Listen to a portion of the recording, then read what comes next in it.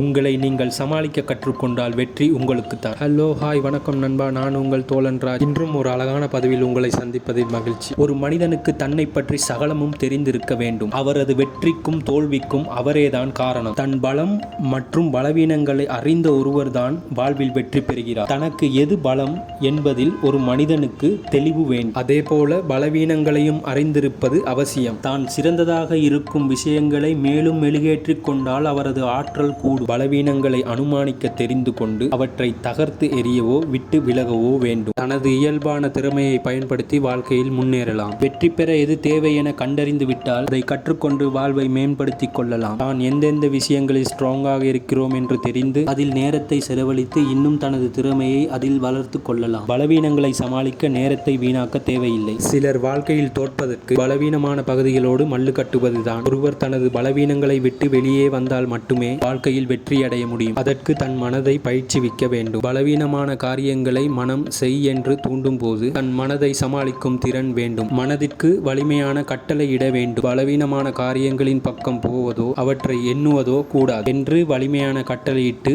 உங்களை நீங்களே சமாளித்துக் கொள்ள வேண்டும். ஒரு மனிதனுக்கு எதிரிகள் இருக்கலாம்.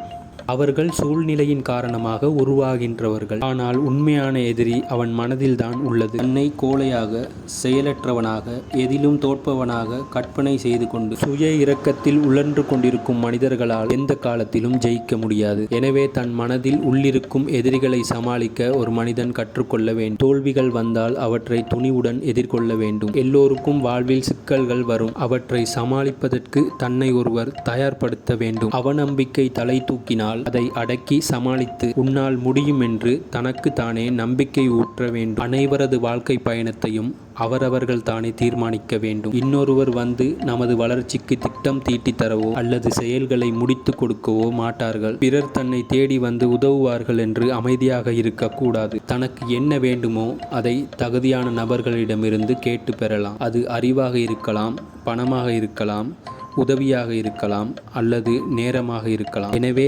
தன்னைத்தானே ஒரு மனிதன் சமாளிக்க கற்றுக்கொண்டால் அவனுக்கு வாழ்க்கையில் வெற்றி என்பது எளிதாக கிடைத்துவிடும். பதிவின் கடைசி வரை கேட்டமைக்கு நன்றி நண்பா. உங்களது வாழ்க்கையில் நீங்கள் வெற்றி பெற வேண்டும் என்று எனது மனமார்ந்த வாழ்த்துக்கள். மீண்டும் ஒரு பதிவில் சந்திப்போம். நன்றி, வணக்கம்.